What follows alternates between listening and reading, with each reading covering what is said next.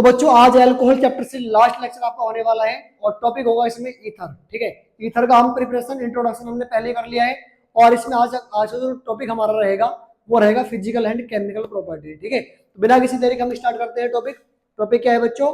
Physical property of ether. क्या topic है? Physical property of ether. ठीक है, तो यहाँ पे क्या होगा बच्चों, पहला पॉइंट देखेंगे हम इसमें क्या है। The carbon oxygen bond in ether are polar. भाई कार्बन ऑक्सीजन बॉन्ड जो होता है ये होते हैं आपके ईथर। ठीक है, ये आपके ईथर होते हैं। तो जो कार्बन और ऑक्सीजन का बॉन्ड होता है वो कैसा होता है? नेचर में पोलर होता है। ऐसा क्यों? क्योंकि ऑक्सीजन जो होता है वो आपका होता है मोर इलेक्ट्रोनेगेटिव और कार्बन जो होता है आपका वो होता है लेस इलेक्ट्रोनेगेटिव। तो जब दो एटम के बीच में ऐसा बॉन्ड प्रेजेंट हो जिसमें कि एक ज्यादा इलेक्ट्रोनेगेटिव हो और दूसरा कम इलेक्ट्रोनेगेटिव हो, तो वो जो बॉन्ड होता है वो कैसा होता है? नेचर में पोलर होता है। तो इसने क्या बोला? The carbon oxygen bond in ethers are polar and thus ether have a net dipole movement. और बेटा जहां पर अगर पोलर बॉन्ड प्रेजेंट है तो वहां पर उसमें डाइपोल मूवमेंट भी आपका आता है। ठीक है, तो यहाँ पर एक नेट डाइपोल मूवमेंट भी होगा इसके लिए। उसके आगे सेकंड पॉइंट क्या है? The large difference in boiling point. जो मेन पॉइंट है इसमें वो है क्या? वो क्या है? Boiling point. इनमें जो है बॉइलिंग पॉइंट में क्या होता है? लार्ज डिफरेंस होता है किसके बीच? अल्कोहल्स एंड ईथर्स के बीच। रीजन क्या है? Due to presence of hydrogen bonding in alcohol. बेटा जो अल्कोहल के मॉलिक्यूल थे उनके अंदर क्या होता था? उनके अंदर इंटरमोलिकुलर हाइड्रोजन बॉन्ड बनता था। बट अगर हम ईथर की बात करेंगे तो ईथर में कोई इंटरमोलिकुलर हाइड्रोजन बॉन्ड नहीं बनेगा। ठीक है, तो जब इनके बीच में इंटरमोलिकुलर हाइड्रोजन बॉन्ड नहीं बनेगा तो इनके जो मॉलिक्यूल होंगे वो एक दूसरे से वीक फोर्स के साथ में अट्रैक्ट होंगे, है ना। और जब फोर्स उनके बीच में वीक होगा तो उनको सेपरेट करने में कम बॉयल करना पड़ेगा। क्लियर है? तो बॉइलिंग पॉइंट इनका जो होगा वो कम होगा, अल्कोहल का इनकी कंपेयर में बहुत ज्यादा होगा। ठीक है, तो एक क्या होता है? लार्ज डिफरेंस होता है किसमें? बॉइलिंग पॉइंट में। और किन किन के बीच? अल्कोहल और ईथर के बीच। रीजन क्या है? Due to hydrogen bonding. ठीक है, हाइड्रोजन बॉन्डिंग किसमें होती है? अल्कोहल में होती है सर, ईथर में नहीं होती। थर्ड पॉइंट क्या है? Ethers have low boiling point than its isomeric alcohol. अगर बेटा आपसे कहा जाए, देखिए आपके पास में ये अल्कोहल है इथेनॉल, अगर इसका आइसोमेरिक हम ईथर बनाए तो ये बनेगा। इसका मॉलिक्यूलर फॉर्मूला क्या आएगा बेटा? C2H6O। इसका कितना आएगा? C2H6O। बस क्या चेंज हो गया? फंक्शनल ग्रुप चेंज हो गया। ये अल्कोहल है और ये ईथर है, तो यहाँ पर अल्कोहल का बॉइलिंग पॉइंट इससे ज्यादा होगा। रीजन आपको बता ही दिया है, अल्कोहल जो होते हैं वो इंटरमोलिकुलर हाइड्रोजन बॉन्ड बना लेते हैं। ठीक है, तो यहाँ पर जो आइसोमेरिक होते हैं हमारे ईथर अल्कोहल से, उनका जो बॉइलिंग पॉइंट होगा वो अल्कोहल से कम होगा। आगे बढ़ते हैं। नेक्स्ट पॉइंट क्या है इसमें? नेक्स्ट पॉइंट देखेंगे, dimethyl ether and ethyl methyl ether are gases. Dimethyl ether होगा CH3O CH3 और बेटा इथाइल मिथाइल ईथर जो होगा वो होगा CH3O C2H5। ये दोनों क्या है? आपके गैसेस हैं। All other are colourless liquid. और उससे आगे वाले क्या है? लिक्विड है। और कैसे हैं? कलरलेस हैं विद प्लेजेंट स्मेल, उनके अंदर एक स्मेल भी है। ठीक है, नेक्स्ट पॉइंट क्या है? They are lighter than water. Water क्या होते हैं? ये लाइट होते हैं। Lower ether are highly volatile. जो हमारे लोअर ईथर होते हैं जैसे कि डाइमिथाइल ईथर हो गया, ये क्या होते हैं? हाईली वोलेटाइल होते हैं एंड इनफ्लेमेबल। ठीक है, हाईली वोलेटाइल भी होंगे और इनफ्लेमेबल भी होंगे। नेक्स्ट पॉइंट क्या है? Ether have low boiling point. इनका बॉइलिंग पॉइंट क्या होता है? लो होता है। करस्पॉन्डिंग अल्कोहल्स ये आपको बता ही दिया है। With increase of molecular mass. अगर इनका मॉलिक्यूलर मास बढ़ेगा, जैसे कि मैं बात करूं इन दोनों की कंपैरिजन करूं, तो बेटा इसमें कितने कार्बन है? 2 और 1 3। और इसमें कितने कार्बन है? 2 कार्बन। तो यहाँ पर जिसका मास ज्यादा होगा बॉइलिंग पॉइंट उसका ज्यादा हो जाएगा। तो मॉलिक्यूलर मास बढ़ेगा तो बॉइलिंग पॉइंट भी इनका इंक्रीज हो जाएगा। क्लियर है? इसके बाद लास्ट पॉइंट क्या है? They are less soluble in water. ये वाटर में क्या है? लेस सोल्यूबल है but readily soluble in organic solvent. जो ऑर्गेनिक सॉल्वेंट होते हैं उनमें ये रेडली सोल्यूबल है बट वाटर में लेस सोल्यूबल होते हैं। ठीक है, रीजन क्या है? कि वाटर मॉलिक्यूल के साथ में ये हाइड्रोजन बॉन्ड नहीं बना पाते। ठीक है, चलिए आगे बढ़ते हैं। टॉपिक आता है हमारा केमिकल प्रॉपर्टी। क्या टॉपिक है बच्चों? Chemical properties. पहले समझ लेते हैं थोड़ा सा क्या है। Ether resist attack by a nucleophile. एक ईथर जो होता है उस पर एक न्यूक्लियोफाइल का भी अटैक हो सकता है as well as by a base, और एक बेस का भी अटैक हो सकता है। Because ether itself is a nucleophile. Ether जो होता है वो खुद एक न्यूक्लियोफाइल की तरह बिहेव करता है। क्यों? क्योंकि ओ के पास में 2 लोन पेयर होते हैं। ठीक है, ether have ability to solvate cation by donation of electron from their oxygen atom. ये क्या इसके पास एबिलिटी है एक कैटायन कार्बन मतलब एक कैटायन फॉर्म करने की, सॉल्वेट कैटायन फॉर्म करने की। भाई ऑक्सीजन जब लोन पे डोनेट करेगा तो क्या आएगा आर ओ के पास एच आ गया आर डैश, साथ ही ओ पे क्या आएगा प्लस चार्ज, तो क्या बन गया यहाँ से कैटायन बन गया। तो इसके पास एबिलिटी है कैटायन को फॉर्म करने की भी। आगे बढ़ते हैं। Because of this property ether behave as a solvent for many reaction. और इस प्रॉपर्टी की वजह से ईथर जो होता है बहुत सी रिएक्शन में क्या किसकी तरह यूज होता है, एज अ सॉल्वेंट यूज होता है। नेक्स्ट पॉइंट क्या है, ether also gives nucleophilic substitution reaction. Ether क्या होते हैं, ये also nucleophilic substitution reaction gives करते हैं। ठीक है, अब इसमें दो टाइप की रिएक्शन होंगी, दोनों को हम देख लेते हैं वन बाय वन करके। फर्स्ट क्या है, केस वन हमें देखना है cleavaging of CO bond, carbon oxygen bond की क्लेवेजिंग की वजह से रिएक्शन होगी, वो हमें देखनी है। Ethers are the least reactive of the functional group. Ether का जो फंक्शनल ग्रुप होता है वो लीस्ट रिएक्टिव होता है। The cleavage of CO bond in ethers take place under drastic conditions. मतलब ये जो कार्बन ऑक्सीजन का जो बॉन्ड होगा इसको क्लेवेज करने के लिए एक कंडीशन में जाना होगा, उस कंडीशन को लगाएंगे तब वो ब्रेक होगा। With axis of hydrogen halide, इसको ब्रेक करने के लिए हमें क्या करना पड़ेगा, एक्सिस में हाइड्रोजन हैलाइड लेनी पड़ेगी। ठीक है, the reaction of dialkyl ether gives two alkyl halide molecules. इसका मींस ये हुआ कि जब आप ईथर को हाइड्रोजन हैलाइड के साथ में रिएक्ट करवाएंगे तो बेटा यहाँ पे कार्बन ऑक्सीजन का बॉन्ड ब्रेक होगा और यहाँ से बनेगा, एक तो बनेगा अल्काइल हैलाइड प्लस में बनेगा ROH। ठीक है, इसको R डैश लेट कर लो तो ये R डैश हो जाएगा। अब यहाँ से जो R डैश OH होगा ये बची हुई HX से फिर से रिएक्शन करेगा, इसका OH निकलेगा, इसका H बचेगा क्या RX प्लस H2O। तो अगर HX को हम लेते हैं किसमें लेते हैं एक्सिस में, तो बेटा यहाँ से प्रोडक्ट जो बनेगा वो बनेगा क्या बनेगा आपका अल्काइल हैलाइड। कितने मोल बनेंगे उसके 2 मोल। कितने मोल बनेंगे बेटा 2 मोल। आप देख सकते हैं यहाँ पर हमने इथर लिया, HX से रिएक्ट करवाया, पहले क्या बना RX देन अल्कोहल, फिर से उस अल्कोहल को ट्रीट करवाया HX से, फिर से क्या बन गया अल्काइल हैलाइड और H2O। ठीक है, तो ओवरऑल यहाँ से 1 मोल इसका बना, 1 मोल यहाँ बना, टोटल कितने मोल बन गए 2 मोल। क्लियर है, चलिए आगे बढ़ते हैं।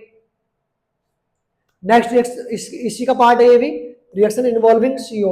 अब यहाँ पे रिएक्शन दी हुई है HI के साथ में। बेटा जो मैंने पीछे बताया था HX के साथ में रिएक्शन जो थी, जो हमारा ईथर था अगर इसको HX से ट्रीट करा हमने तो इस रिएक्शन में जो HX का जो रेट होता है ना वो ये आता है। भाई X क्या होता होगा यहाँ पे क्लोरीन, ब्रोमीन और आयोडीन। तो HX में अगर मैंने Cl रखा X की जगह तो HCl बनेगा, अगर मैंने Br रखा तो HBr बनेगा और X की जगह अगर I रखा तो HI बनेगा। रेट जो होगी उसमें ये लगेगी क्योंकि आयोडाइड पर बॉन्ड लेंथ ज्यादा होती है इसलिए HI पर रिएक्शन जल्दी होगी। ठीक है, और HBr पर उससे कम होगी, HCl पर सबसे कम होगी। ठीक है, तो हम यहाँ पे रिएक्शन किससे कर रहे हैं HI से। तो अगर हमारे पास में ईथर है और वो HI से रिएक्ट करता है, ठीक है किससे रिएक्ट करता है बच्चों HI से, तो बेटा यहाँ से एक तो बनेगा अल्कोहल प्लस एक बनेगा आयोडाइड। अब ये जो रिएक्शन होगी ये डिपेंड करता है कि आपके पास अल्कोहल कौन सा है। अगर ये सॉरी अल्कोहल नहीं ईथर, अगर ईथर में ये जो अल्काइल ग्रुप है दोनों अगर ये 1 डिग्री है तो आपको जाना है कौन सी मैकेनिज्म में SN2 में, और अगर ये 2 डिग्री और 3 डिग्री है तो बेटा इसमें जाना है आपको SN1 मैकेनिज्म में। क्लियर है, मैंने क्या बोला भाई जो ईथर आपके पास है अगर उसमें ये जो अल्काइल ग्रुप है अगर ये 1 डिग्री है तो बेटा आप SN2 जाएंगे, और अगर ये R और R डैश हमारे पास जो गिवन है ये 2 डिग्री और 3 डिग्री है तो आप जाएंगे SN1 में। ठीक है, मैं दोनों का एग्जाम्पल करके बता रहा हूँ, इसको आप स्क्रीनशॉट ले लेंगे। चलिए पहले देख लेते हैं 1 डिग्री वाले के लिए, है ना। तो 1 डिग्री वाले में क्या होगा, देखो ध्यान से सुनो। हमारे पास में ईथर है, ये दोनों साइड में ये वाला मिथाइल है, ये वाला 1 डिग्री है। तो क्या करेंगे, अगर इसको HI से रिएक्शन करवाएंगे तो बेटा यहाँ कौन सी मैकेनिज्म होगी SN2। कौन सी मैकेनिज्म हो जाएगी इसमें SN2। और SN2 में क्या होता है जो कम कार्बन वाला चेन होगा उस पर लगेगा नेगेटिव वाला पार्ट, ठीक है, और ज्यादा वाला कार्बन वाले पे आएगा O के साथ H।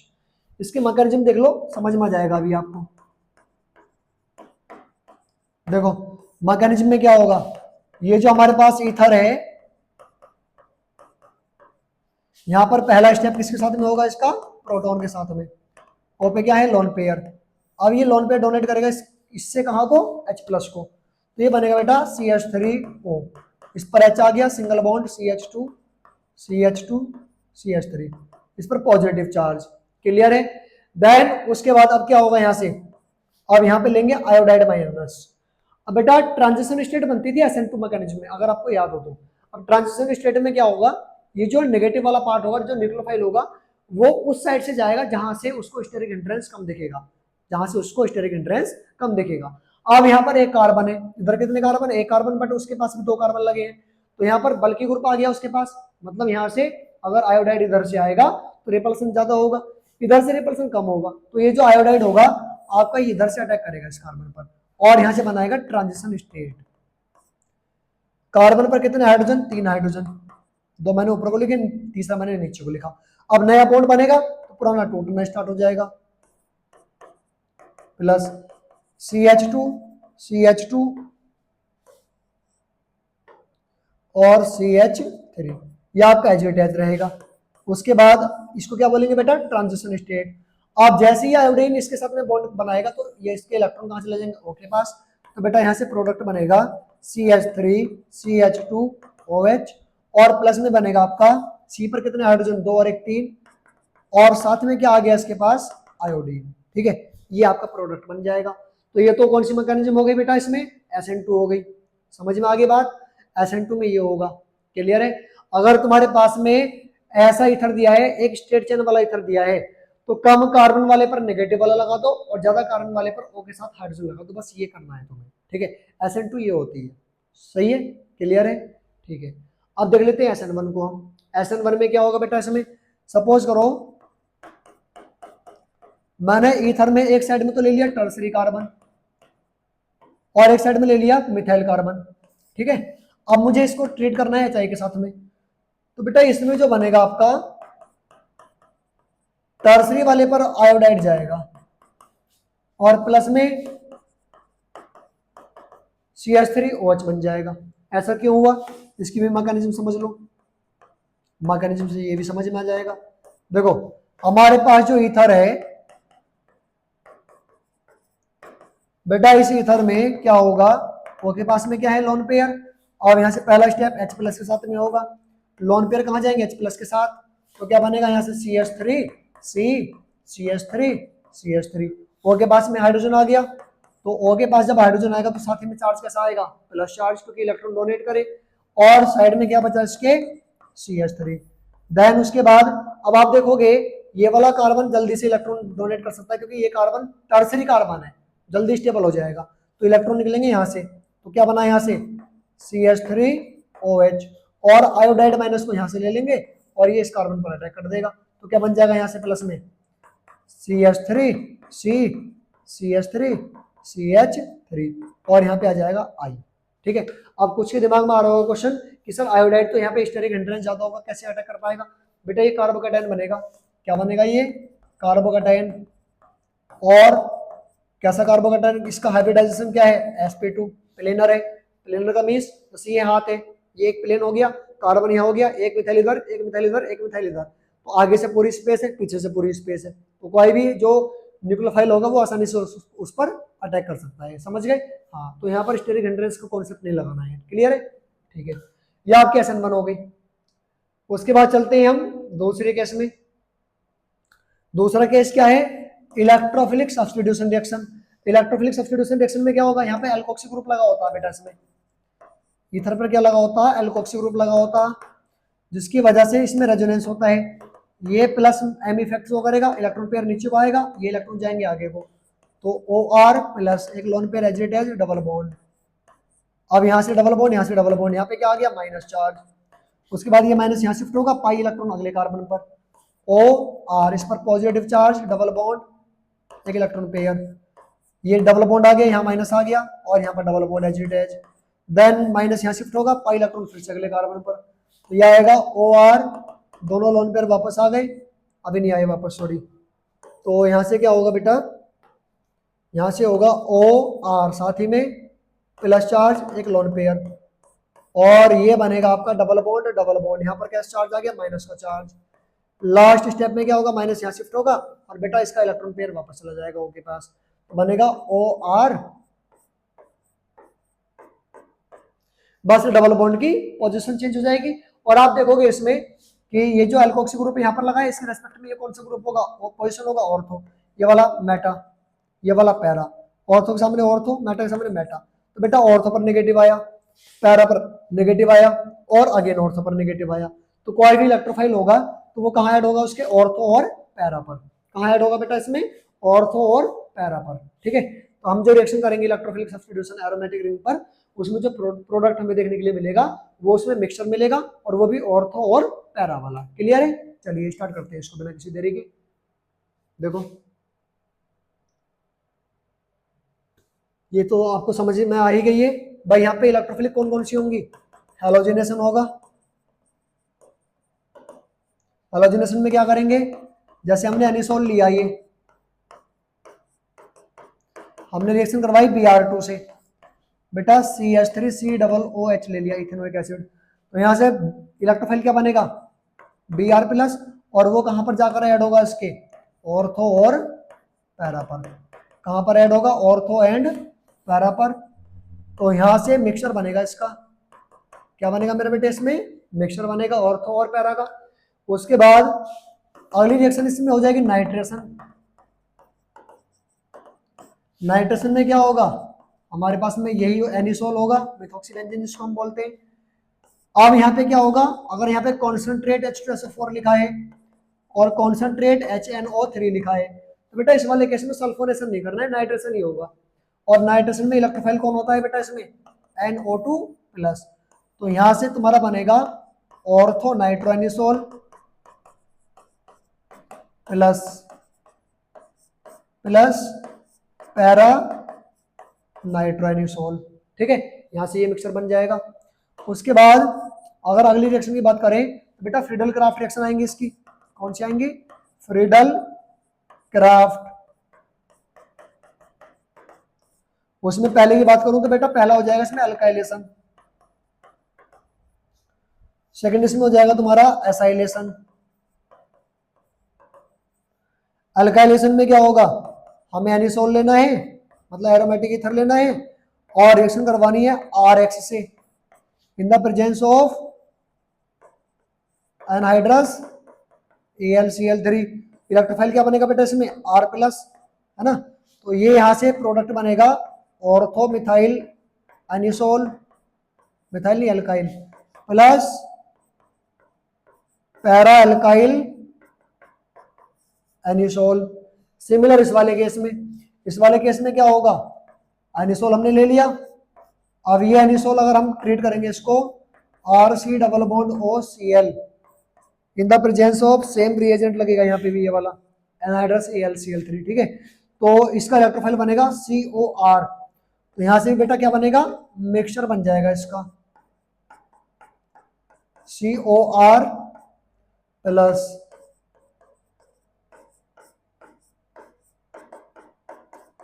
COR। ठीक है, ये आपका यहाँ से प्रोडक्ट देखने के लिए मिलेंगे। ये कौन सी रिएक्शन आपकी, चारों इलेक्ट्रोफिलिक सब्स्टिट्यूशन रिएक्शन। ये हैलोजिनेशन हो गया, ये नाइट्रेशन हो गया, ये आपका फ्रीडल क्राफ्ट अल्काइलेशन, ये हो गया फ्रीडल क्राफ्ट एसाइलेशन या एसिटाइलेशन। ठीक है, तो यहाँ पे आपको ध्यान रखना है इस वाली रिएक्शन में ऑर्थो और पैरा का मिक्सचर ऑब्टेन्ड होगा। ठीक है बच्चों, ये आपकी हो गई क्या, इलेक्ट्रोफिलिक सब्स्टिट्यूशन रिएक्शन। उसके बाद एक रिएक्शन और होती है इसमें, वो क्या है, कंबशन रिएक्शन है। जैसे कि एल्केन कंबस्ट होते हैं और CO2 बनाते हैं, वैसे ईथर भी हमारे पास अगर कंबस्ट कराएंगे उसको तो क्या बनाएगा, वो भी CO2 और वाटर बनाएगा वहां से। ठीक है, तो ये हमारे पास में क्या है, डाइथाइल ईथर।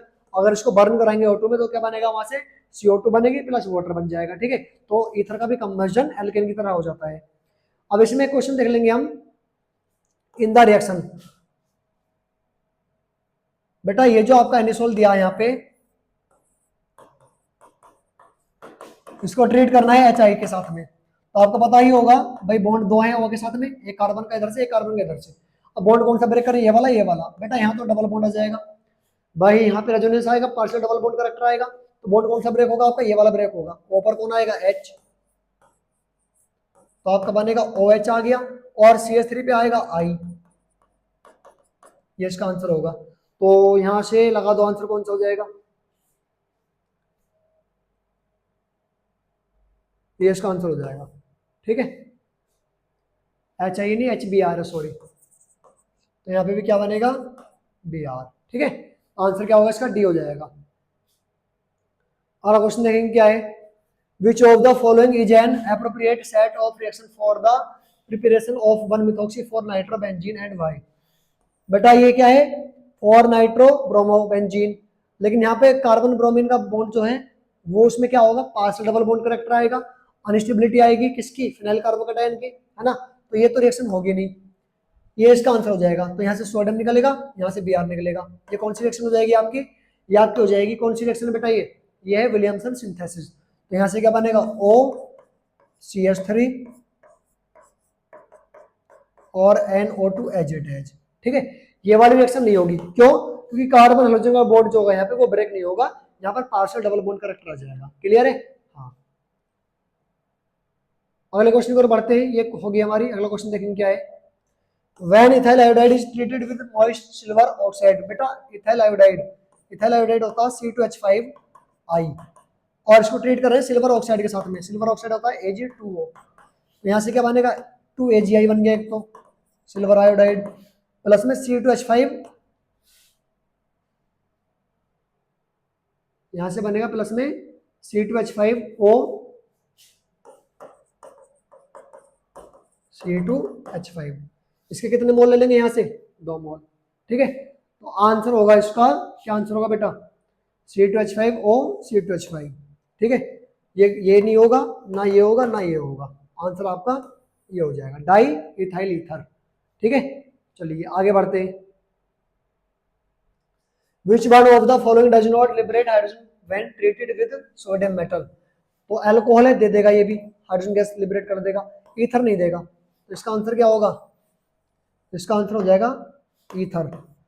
एसिडिक एसिड है, ये भी दे देता है, ये क्या है, ये है इथाइलिन ग्लाइकोल, बेटा इसका स्ट्रक्चर ऐसे बनेगा, ये भी दे देगा, ये भी तो अल्कोहल है, अल्कोहल और एसिड जो है सोडियम के साथ में रिएक्ट करके मतलब हाइड्रोजन गैस को लिबरेट कर देते हैं, बट ईथर नहीं देगा। ठीक है, तो आंसर इसका क्या होगा, ये वाला आंसर होगा बी। आगे बढ़ते हैं, अगला क्वेश्चन क्या है, इन द रिएक्शन, भाई ये फिनॉल हो गया, ये क्लोरोफॉर्म हो गया, ये NaOH हो गया, बेटा कौन सी रिएक्शन है,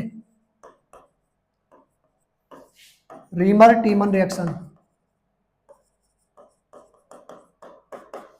अब ये पूछ रहा है द इलेक्ट्रोफाइल इन्वॉल्व, इसमें इलेक्ट्रोफाइल क्या बनता है, आपको याद होगा क्लोरोफॉर्म को लेते थे, यहाँ से किसके साथ में लेते थे बेटा, सोडियम हाइड्रोक्साइड के साथ में, तो क्लोरोफॉर्म का स्ट्रक्चर ये बनेगा, यहाँ से Cl निकाला और H के इलेक्ट्रॉन कहां से लगे, कार्बन पर, तो यहाँ से Na ने निकाल दिया Cl को, इस OH ने निकाल दिया इस वाले H को, कार्बन पर लोन पेयर आया और 2 Cl आए, नाम क्या होगा, डाइक्लोरोकार्बीन, आंसर होगा इसका C। ठीक है, इसमें नेगेटिव पॉजिटिव नहीं आएगा बेटा, क्यों, क्योंकि इलेक्ट्रॉन गए तो यहाँ से आ गए, समझ गए भाई, उसने इलेक्ट्रॉन रिलीज किए तो यहाँ से गेन भी कर लिए। क्लियर है, ठीक है। उसके बाद अगला क्वेश्चन देखेंगे, लास्ट क्वेश्चन आज का इसका, right equation of Friedel-Crafts reaction alkylation and acetylation of anisole, बेटा ऑलरेडी हो गया है, एनिसोल होता है मेथॉक्सीबेंजीन, अभी आपको करवा दिया इलेक्ट्रोफिलिक सब्स्टिट्यूशन रिएक्शन में। ठीक है, तो ये लेक्चर फिनिश हुआ और इसके बाद आपको इस चैप्टर के कुछ इंपॉर्टेंट क्वेश्चन करवाएंगे। ठीक है, तब तक के लिए बने रहिए, और अगर आप नए हैं चैनल पर तो सब्सक्राइब कीजिए और अपने दोस्तों के साथ में शेयर कीजिए।